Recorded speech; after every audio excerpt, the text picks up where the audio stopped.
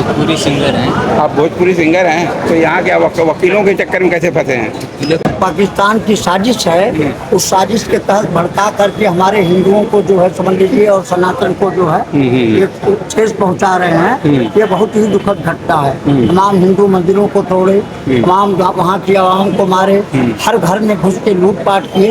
ये केवल हिंदू लोगों के साथ, परिवार के साथ हो रहा है, जो कि बहुत दुखद है। ये नहीं होना चाहिए। हाँ, मैं देखा हूँ। यही मुख्यमंत्री के लिए ऐसी बात शोभा नहीं देती। क्योंकि मुख्यमंत्री को पहले सारी जानकारी प्राप्त कर लेनी चाहिए, वेरीफाइड होना चाहिए। लड़की बालिग है, लड़का भी बालिग है। वह दोनों कह रहे हैं, स्वीकार कर रहे हैं कि हमारे व्यक्तिगत रिश्ते हैं। हमारे व्यक्तिगत रिश्ते हैं। हम दोनों आपस में प्रेम करते थे और करते हैं। और लड़का कह रहा है कि जो मतलब वो लड़का प्रेगनेंसी है, उसका कारण मैं ही हूँ। तो इसमें सपा के क्या मोईद अहमद के ऊपर सिर्फ पार्टी संबंध होने के नाते और उसके समाजवादी पार्टी से संबंध होने के नाते उस लड़का जहाँ नौकरी करता था वो उसका मालिक ही तो थे। क्या थे? मालिक ही तो थे। मालिक से। न्याय मित्र भारत की बात में आपका स्वागत है।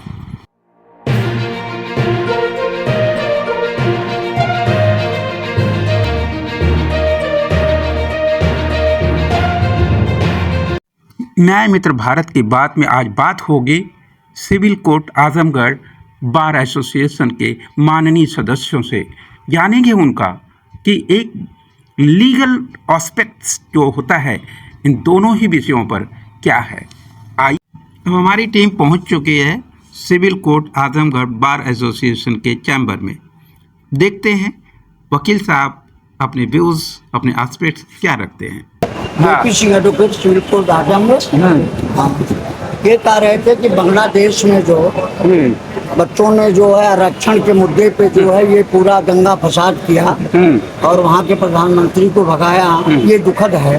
और तमाम हिंदू मंदिरों पे, तमाम घरों में घुस करके अत्याचार हो रहा है, तोड़ फोड़ हो रही है, तमाम हिंदू पलायन कर रहे हैं। हिंदू को ये आतंकवादी जो है जेल तोड़ करके भागे और ये जो है पाकिस्तान की साजिश है, उस साजिश के तहत भड़का करके हमारे हिंदुओं को जो है समझ लीजिए और सनातन को जो है ये ठेस पहुंचा रहे हैं। ये बहुत ही दुखद घटना है। तमाम हिंदू मंदिरों को तोड़े, तमाम वहाँ की आवाम को मारे, हर घर में घुस के लूटपाट किए। ये केवल हिंदू लोगों के साथ, परिवार के साथ हो रहा है, जो कि बहुत दुखद है। ये नहीं होना चाहिए। सर भारत इसमें सहयोग कर रहा है। इसमें मुख्यमंत्री ने भी बोला, प्रधानमंत्री ने भी वो लिया, शेख हसीना यही भारत में भी रुकी हुई है और ब्रिटेन और अमेरिका ने उनको अपने पास आने से इनकार कर दिया है। हाँ, तो ये है सब जो है दुखद और ये होना नहीं चाहिए जो है। सर ये एक जैसे आप लोग एक प्रबुद्ध समाज हैं और पूरे देश का एक तरह से मार्गदर्शन करते हैं समाज का, तो जो अभी दो तरह के व्यूज़ आ रहे हैं उस पर आप क्या सोचते हैं? जैसे आपने एक बात कही है, ये एक पोर्शन है। उसका दूसरा पोर्शन ये है कि जब एक अभी नई न्यूली सेलेक्टेड गवर्नमेंट जो बनी हुई थी, उसमें से उसके प्रधानमंत्री को इतना बड़ा आंदोलन अचानक तो नहीं हुआ होगा, उसके कोई कारण होंगे। उसके जो कारण बताए जा रहे हैं वह भारत के पक्ष में और भारत के विपक्ष में भी है। वो विपक्ष में ज़्यादा है, पक्ष में बहुत ही कम है। जो वो तथ्य सामने आ रहे हैं कि वो सत्ता परिवर्तन क्यों हुआ। जिसको देश के लोगों ने चुना था, उसके 5 साल 6 साल की जो रिजीम थी वो पूरा होने से पहले अचानक वो सत्ता परिवर्तन में तख्ता पलट में कन्वर्ट हुआ। वो क्या उचित है? उचित है? नहीं है तो क्यों नहीं है? ये गुमराह करके सुने, ये गुमराह करके बच्चों ने एक आरक्षण आंदोलन जो पास हो गया था, उस मुद्दे पे भड़काऊ करके 20,000 लोग जो है आकर के एकाएक जो है उनके कमरे में प्रधानमंत्री के घुस के तोड़ फोड़ किए, उनको मतलब जाने से रोके और उनको बिल्कुल जो है समझ लीजिए जाने के लिए जो वहाँ सेना भी वो हो गई, पुलिस भी मतलब मुख हो गई। तो ये दुखद है, ये दुखद है। करना नहीं चाहिए ऐसा जो है वो। और इससे जैसे मांग और दंगा से जो है कुछ होने वाला नहीं। ये कोई समाधान नहीं, आप ये कहना चाहते हैं? समाधान नहीं है भाई। हाँ, समाधान वार्ता। सर आप भी क्या तो आप कुछ कहना चाहेंगे कि कास्ट बेस पर, रिलीजन बेस पर वहाँ पर दंगे करा रही है, वो कितना उचित है? संभवतः दुनिया में कोई भी ऐसा व्यक्ति नहीं होगा जो उसे उचित ठहराएगा। 4 महिलाएं थी। तो ये व्यक्तिगत व्यू थे हमारे प्रबुद्ध वर्ग का। अपना नाम बताएं, कुछ कहना चाहेंगे कि आपके समझ में क्या आ रहा है, बांग्लादेश में जो हो रहा है वो कितना उचित है? सबको दुखित है तो हमको भी दुखित ही रहेगा। ऐसा तो नहीं कि हम देश से बाहर के आए हैं। आप ही वकील हैं या कोई और काम करते हैं? भोजपुरी सिंगर हैं। आप भोजपुरी सिंगर हैं, तो यहाँ क्या वकीलों के चक्कर में कैसे फंसे हैं? अरे हम गायक हैं, हमारा ये गढ़ है, हमारा जिला है। अच्छा। हाँ, हमारे लोग हमारे भाई बहन हैं। अच्छा। ये कह रहे हैं मैं कवि हूँ तो उसका सही नहीं, आप पूछ रहे हो वकीलों के चक्कर में। जैसे यहाँ पर देखिए नॉर्मल प्रैक्टिस क्या होती है कि हर लोग परेशान लोग यहाँ आते नहीं, हैं। आप बता रहे हैं वो वकीलों के चक्कर में क्यों पड़े हैं। हमारे देश यदि कोई अगर सच्ची में आवाज उठाते तो एक कलाकार उठाते, एक वकील उठाते हैं। अच्छा। और तीसरा कोई नेता तो आवाज नहीं उठाएंगे, वो तो हमारे देश को लूटने चक्कर में। अच्छा। और यदि किसी देश में अगर अत्याचार हो रहा है तो हमारे देश के नेताओं से पूछो कि भाई क्यों अत्याचार हो रहा है ना। ये हमसे पूछेंगे, वकीलों से पूछेंगे तो नहीं हो पाएगा। हाँ। क्योंकि हम तो सच्चाई बताएंगे। और उनसे पूछो जो पॉकेट मार है, उनसे पूछिए कि क्या हाल चाल है देश के हकीम में, दूसरे देश में क्यों हिंदू मंदिर टूट रहा है। सर ये हमारे कवि का जो दिल है, जो वैसे भी लोग कहते हैं कवि का दिल बहुत पवित्र होता है और जनता की, तो इसी बात पर आप न्याय से जुड़ा हुआ हाँ। जनता की आवाज के रूप में कुछ कहना चाहेंगे आप? बिल्कुल कहना चाह रहे हैं। बिल्कुल कहिए। आप भी हिंदुस्तान के रहने वाले हैं। हाँ, हम भारत के रहने वाले हैं, हम भारत के, अभी भारत नाम है देश का। अच्छा, भारत देश। तो हमारे भारत देश में यदि हमारे देश में कोई भी अगर घटना हो रही है हाँ। तो दुखद है, क्योंकि हम हिंदू हैं। हाँ। ठीक है। हिंदू मुस्लिम के नजरिए से नहीं कि इंसान के नजरिए से भी देखा जाए तो क्या कहा जाए? इंसान के नजरिए से यदि कहीं घटना हो रही है उस पर हम लोग दुखद घटना है, और ऐसा नहीं होना चाहिए। किसी देश की परंपरा होने या किसी देश की या धर्म की परिस्थिति पे कभी नहीं जाना चाहिए। 25 सालों में सबसे ज्यादा विकास किसी ने किया है तो उसी का है जिसका तख्ता पलट हुआ है। सबसे ज्यादा, शायद सबसे ज्यादा इंस्टीट्यूट लगाई गई, सबसे अच्छे रोड बनाए गए, दुनिया के मानिंद रोडों में से रोड बनाए गए वहाँ पे, जैसे हमारे यहाँ अखिलेश जी ने कंस्ट्रक्शन किया यूपी में। हाँ, तो ठीक उसी तरह से वहाँ पर उसके बावजूद भी वो 30% आरक्षण को लेकर के आंदोलन हुआ वहाँ। तो उससे रिलेटेड कोई तो कवि की भाषा में थोड़ा व्यक्त करिए उस दर्द को। पूरी गीत अंजुमान सुना। हाँ, वही कह रहे हैं कि थोड़ा कवि की भाषा में उस दर्द को बयां करिए। जुबान गाता जो नहीं, बात तो सही है, लेकिन यहाँ पे तो वैसे माहौल नहीं है। हाँ, माहौल नहीं है, मतलब दिल की जज्बात हैं। 4 लाइन जो सुना तो बोल सकता। देखिए हमारे वकील साहब भी चाहते हैं कि जो उन्होंने कहा कि एक जनता का नॉर्मल फीलिंग, ये ह्यूमन बीइंग फीलिंग कि जो वहाँ के धर्म के आधार पर जो कत्लेआम हो रहा है वो इंसानियत और मानवता के खिलाफ है। वो ये आप एक प्रोफेशनल फीलिंग आपकी है, ठीक है ना, और आप एक कवि की फीलिंग कवि की भाषा में होनी चाहिए।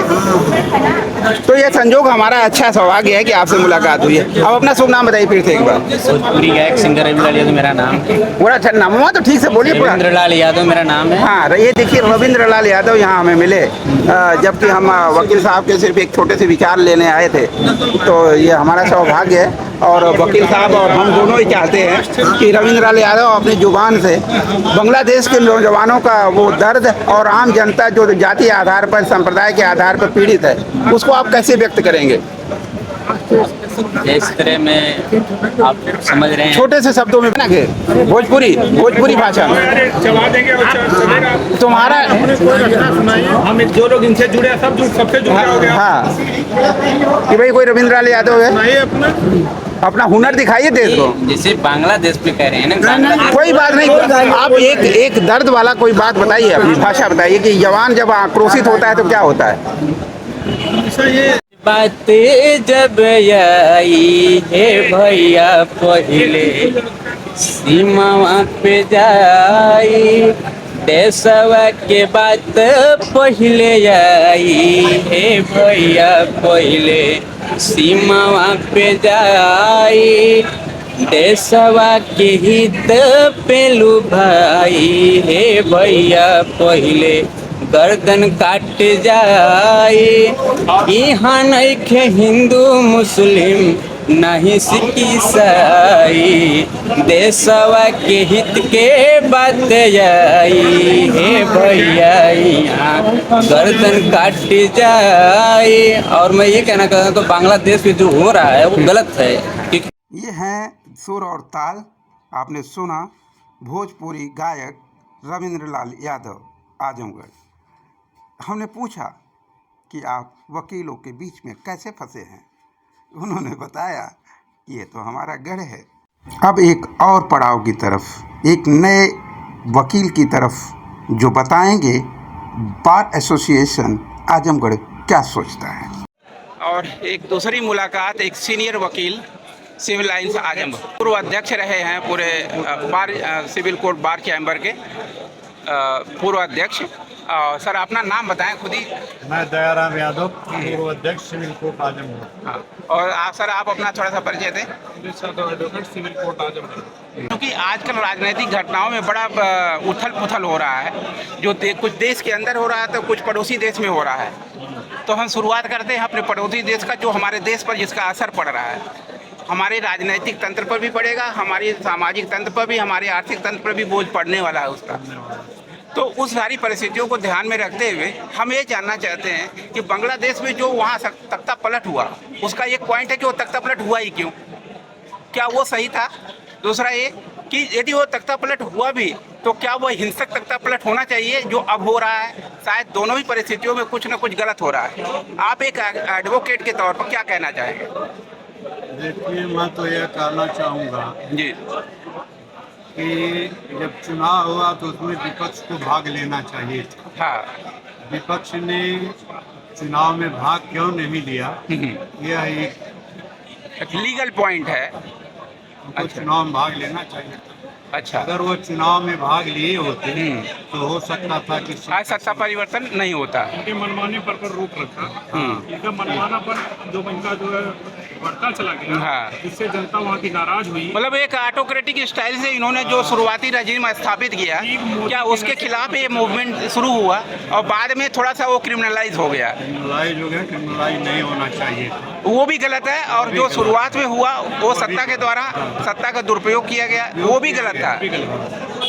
यानी दोनों ही परिस्थितियों में दोनों ही बराबर बराबर के योगदान कर रहे हैं। और तो आप इसे विस्तृत रूप से थोड़ा बताएं। अब आप तो ये वहाँ पर जो ये सत्ता परिवर्तन वहाँ के विपक्षियों ने किया है, वहाँ पर एक किसी बड़ी ताकत का हाथ उनके, उसमें विदेशी ताकतों का भी सुनने में आ रहा है। हाँ, और ये सीधे भारतवर्ष के प्रधानमंत्री मोदी साहब को चुनौती दी गई है। हाँ, आप भी सतर्क रहिए। सतर्क रहे या न रहे, लेकिन हमने यह कर दिया।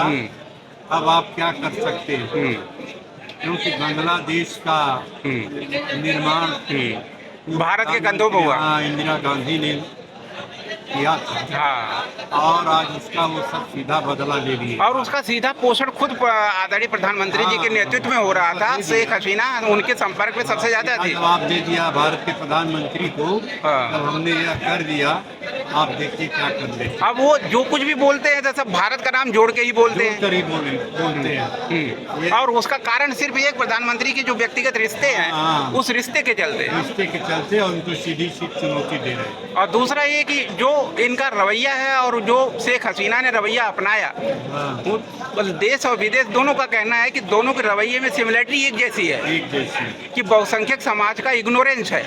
जो बहुसंख्यक अधिकारों का जो इग्नोरेंस है वो वहाँ पर एक अपराध बना। यही कहना चाह रहे थे ना आप।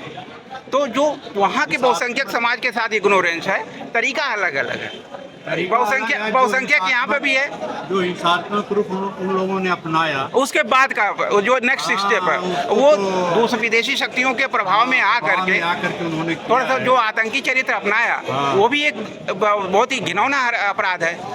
और वो तो खुद के लिए भी है और दूसरे के लिए भी है और विदेश के लिए भी है। विदेशी हसीना साहब को भी रियलाइज करना चाहिए, चुनाव नहीं लड़ना चाहिए था। विपक्ष को उनको अपने सामने खड़ा करके लोकतंत्र में विश्वास करके उनको चुनाव कराया। मतलब जनता को विश्वास में लेना था, चाहे वो अल्पसंख्यक समाज था, चाहे वो बहुसंख्यक समाज था, सबके हितों में एक समन्वय स्थापित करना था, जो नहीं हुआ।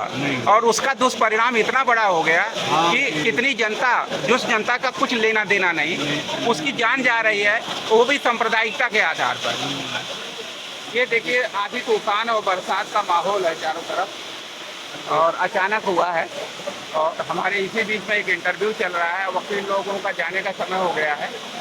और आदरणीय अध्यक्ष सर, तो और सांप्रदायिकता की आग को वहाँ से लेकर के विदेशों तक की शक्तियां लगी हुई भड़काने में, लगी, और यहाँ कहा जा रहा है भारत को ही भड़काने में लगे हुए हैं। लगे हुए हैं, तो वहाँ पर हिंदुओं पर अत्याचार हो। हाँ, मतलब हिंदुओं के पर्दे पर ये हिंदूवादी शक्तियां अपने से भड़कने को तैयार है। और जो बहुसंख्यक समाज है वो अपनी सुरक्षा कवच को लेकर के संदेहास्पद परिस्थितियों में मतलब ऊहापोह के परिस्थिति में पड़ा हुआ है कि कहीं ऐसा ना है कि उस तरह की भड़काऊ परिस्थितियां पैदा करके अब यहाँ के बहुसंख्यक समाज को भी आग में झोंक दिया जाए। और क्योंकि सत्ता पोषित जो है अल्पसंख्यक वहाँ पे भी था, सत्ता पोषित यहाँ पर भी अल्पसंख्यक ही है। क्योंकि सत्ता में भागीदारी अल्पसंख्यकों की ज़्यादा है वहाँ पे थी, और सत्ता में भागीदारी यहाँ पर भी अल्पसंख्यकों की सबसे ज़्यादा है। और वहाँ पर यही वो कारण था कि 30% आरक्षण बड़ा कारण नहीं था, वो तो एक बहाना था। आरक्षण एक बहाना है, बल्कि ऑटोक्रेटिक स्टाइल के खिलाफ जो है एक बुलंद आवाज है वहाँ पर, और उसको विदेशी शक्तियाँ मिसयूज कर रही हैं, दुरुपयोग कर रही हैं, जो ना तो हमारे देश में कभी अलाउड किया जा सकता है, ना बांग्लादेश के लिए अलाउड किया जा सकता। विदेशी शक्तियों का हस्तक्षेप जो है कभी भी किसी भी समाज के लिए स्वीकार नहीं किया जा सकता। क्या आप इस बात से सहमत हैं? तो देखिए हमारे, हाँ बताएं सर। ये जो आरक्षण का मुद्दा है जी, इस आरक्षण के मुद्दे को भारत में भी ये बीजेपी है जो शासन में है, हाँ, ये उसको बार बार इग्नोर करता है। हाँ इग्नोर करता है। वो अल्पसंख्यक हितों का इग्नोरेंस हो गया ना एक तरह से। तो यही चीज वहाँ पर भी हुई थी यही चीज वहाँ पर कि प्रशासन अपने ढंग से काम कर रहा था, जनता की बातें नहीं सुन रहा था, हर जगह करप्शन था। आरक्षण के नाम पर आरक्षण यहाँ पर जनता को यहाँ पर भी भड़काना चाहते हैं हाँ, कि आपका इतना हक चाहिए, आपका इतना हक चाहिए, और आपस में उप जातियों में बंटवारा करने के लिए सुप्रीम कोर्ट का बहाना बना रहे हैं, संघर्ष कराना चाहते हैं। ताकि उप जातियां आपस में ही लड़ बैठे। इसलिए जो है जातीय जनगणना को अब उप जातियों की जनगणना में कन्वर्ट कर दिया गया। तो ये एक चाल है ना राजनीतिक, ये राजनीतिक चालें हैं, जनता को समझ में आ जाती हैं, और जब जनता को ये बातें समझ में आ जाती हैं तो सर वही विध्वंस का कारण बनता है। वही विध्वंस का कारण क्योंकि जब जनता समझ जाएगी तो जनता बाहर आएगी, आंदोलित होगी, हो जाएगी। यदि सरकारें और जनता के बीच में सामंजस्य हो जाए तो निश्चित रूप से सारी परिस्थितियां बदल सकती हैं। आरक्षण में हाँ, पिछड़ी जातियों में बहुत सी ऐसी जातियाँ हैं जो मतलब शिक्षा से बहुत दूर, हाँ, और इसी शिक्षा से दूर रहने के कारण ये लोग लड़ा करके ला रहे हैं। हाँ, ताकि पहले तो जातियों को जातियों से लगा दिया जाए, और हम अल्पसंख्यक होते हुए भी बहुसंख्यकों को अपने जो सरकारी जातियों के लोग शिक्षित नहीं होंगे तो फिर उनको आरक्षण के लाभ कैसे मिले। हाँ, तो यही वो चीज़ थी जो वहाँ के लोगों को आक्रोशित किया, और यही वो चीज़ है जिसमें कि जिसका फायदा विदेशी शक्तियाँ उठाती हैं। क्योंकि कोई भी विदेशी शक्ति किसी भी देश के राष्ट्र का संवर्धन नहीं चाहती है, चाहे वो पाकिस्तान हो, चाहे चाइना हो, चाहे रसिया हो, चाहे कोई भी हो। सब चाहेंगे कि वहाँ वार हो, अटैक हो, हमारा वीपन बीटे, वहाँ लड़ाई हो, हम कब्जा जाके कर लें, गुलाम बना लें। तो यानी संवर्धन कैसे संभव है कि सरकार और जनता के बीच में समझौता हो जाए। समझौता तो न्याय से ही हो सकता है ना, और न्याय ये सरकार करने को तैयार नहीं, तो निश्चित रूप से विध्वंस एकमात्र रास्ता बचता है।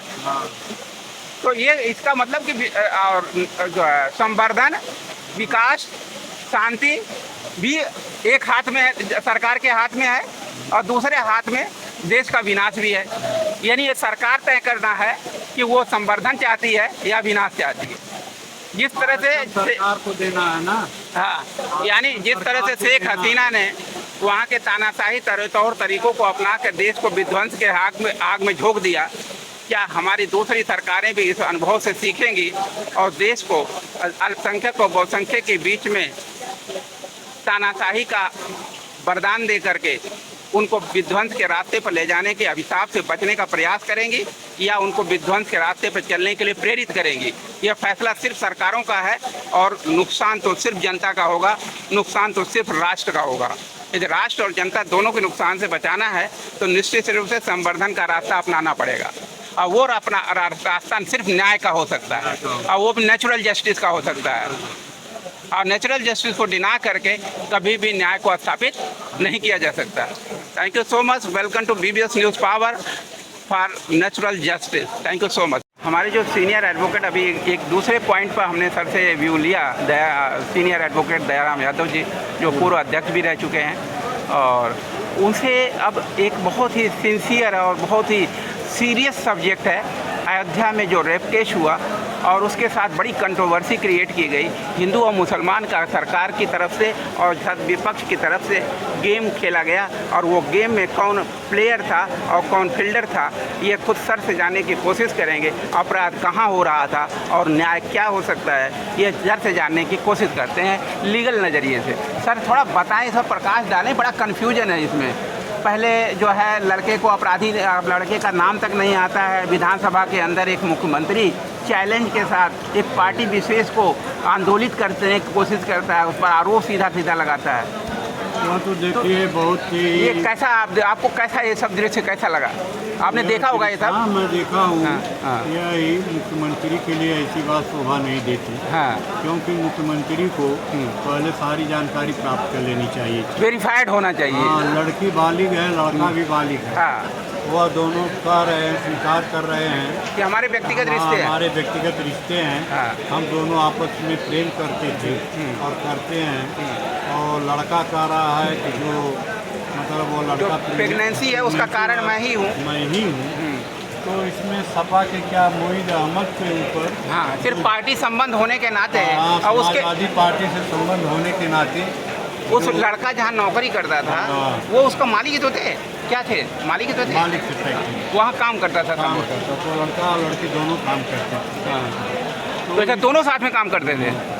तो अभी कुछ और अपडेट आया क्या सर उसमें? हाँ? उसमें कुछ और भी अपडेट आया है इस केस में? अपडेट का मतलब यही है कि लड़का ने स्वीकार कर लिया, लड़की ने स्वीकार कर लिया कि हम दोनों में प्रेम है, प्रेम का पंच है। हम इसमें जो ये फैक्ट्री मालिक सपा के नेता मोईद हैं बिल्कुल निर्दोष हैं। हाँ। तो इस बात पर सरकार को मोईद की जो प्रॉपर्टी गिराई है उसका नुकसान तो देना पड़ेगा, हर्जाना देना चाहिए, मुआवजा देना चाहिए, मुआवजा देना चाहिए। और ये इस तरह से इलीगल प्रैक्टिसेस पर रोक भी लगनी चाहिए कि जब तक वेरीफाइड एक्शन ना हो तो तब तक किसी सरकार या शासन को उसमें भागीदार नहीं होना चाहिए। तो ये यानी आपके हिसाब से ये बिल्कुल अनुचित है। तो विवेचना का मामला था, पुलिस का मामला। तो पुलिस अपनी विवेचना को सही लिया था। इतना जल्दी इसको विधानसभा में उठाने की जरूरत भी नहीं थी, न तो मुख्यमंत्री को हस्तक्षेप करने की जरूरत थी। हाँ। इसकी पूरी राजनीतिक होती। हाँ। विवेचना कराने के बाद जो निष्कर्ष आता उसके बाद अगर यह सपा के नेता गलत पाए गए होते तो उनके खिलाफ फुल एक्शन लिया जाता है। फुल एक्शन लेना चाहिए। तो जैसे अखिलेश जी कह ही रहे थे कि डीएनए का टेस्ट कराओ, जिसका साबित हो जाए उसे, इसीलिए डीएनए से भाग रहे थे।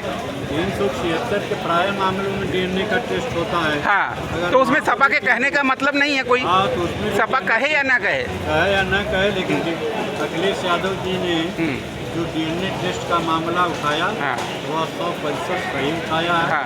100% और वो प्रमाणित हो गया। हाँ, प्रमाणित हो गया हुआ, न्यायिक प्रक्रिया के साथ उन्होंने उठाया। तो ये है, देखिए कुछ चीज़ें दिखाई देती हैं, कुछ चीज़ें सुनने में बड़ी अच्छी लगती हैं कि एक्टिव एक्शन हो रहा है, लेकिन ये जो एक्टिव एक्शन वास्तव में किसी के अन्याय और किसी के साथ न्याय उसके साथ जो जिसके साथ अन्याय होने वाला है और न्याय उसके साथ जिसके साथ न्याय दिखाया जा रहा है, वास्तव में सत्य दोनों नहीं। और सत्य की परिस्थितियों को परिभाषित करने का कारण परिस्थितियाँ ही पैदा करती हैं जो अप्रमाणित हो चुका है। यही कह रहे हैं सर? हाँ।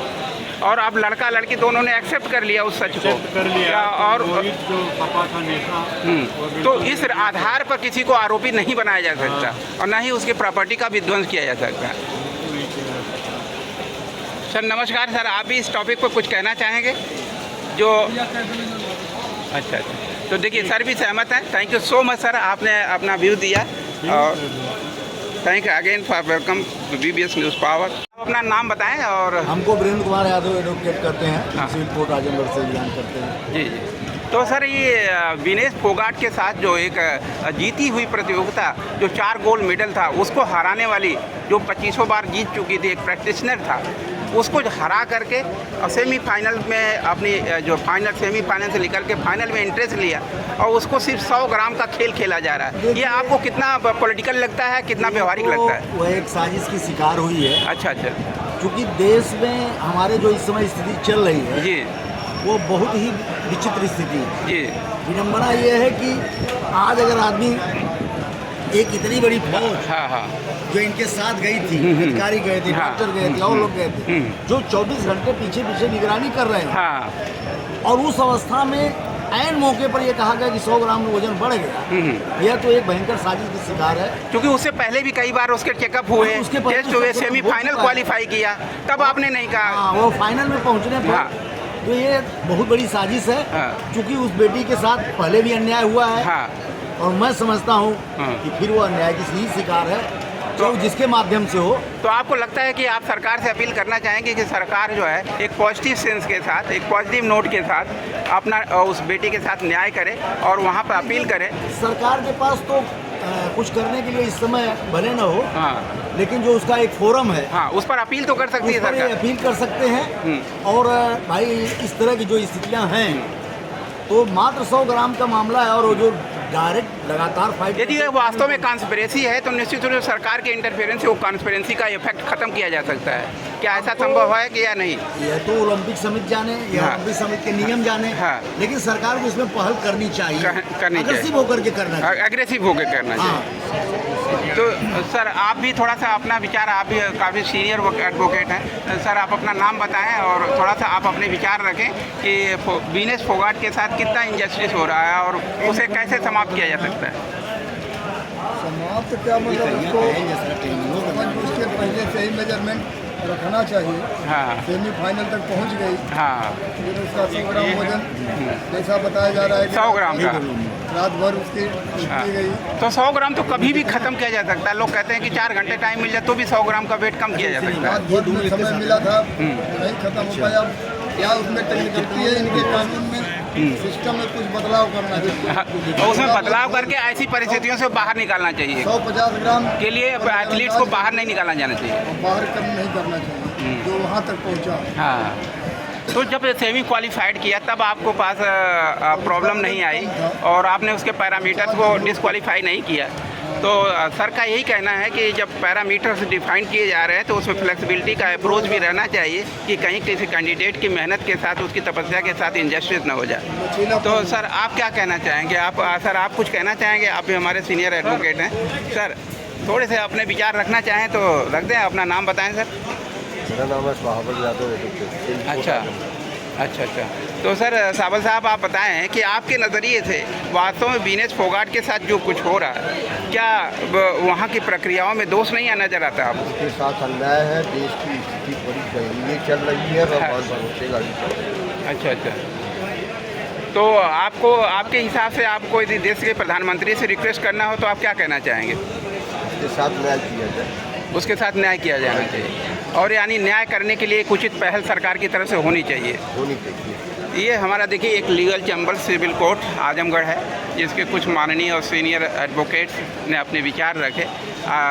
हमारे देश की आन मान शान विनेश फोगाट के साथ एक इंटरनेशनल फोरम पर जो इंजस्टिस हो रही है due to the very rigid rules and regulation of sports regulatory authority that must be changed according to the needs and requirement of the practical condition. I hope BBS News Power is also supporting to this views and welcome to everybody. Thank you so much. आप हमारे channel को देख रहे हैं। हमारे प्रयास यदि आपको अच्छे लग रहे हैं कृपया सब्सक्राइब, लाइक और शेयर अवश्य करें ताकि BBS परिवार के हाथ और मजबूत हो। Thank you so much. Welcome.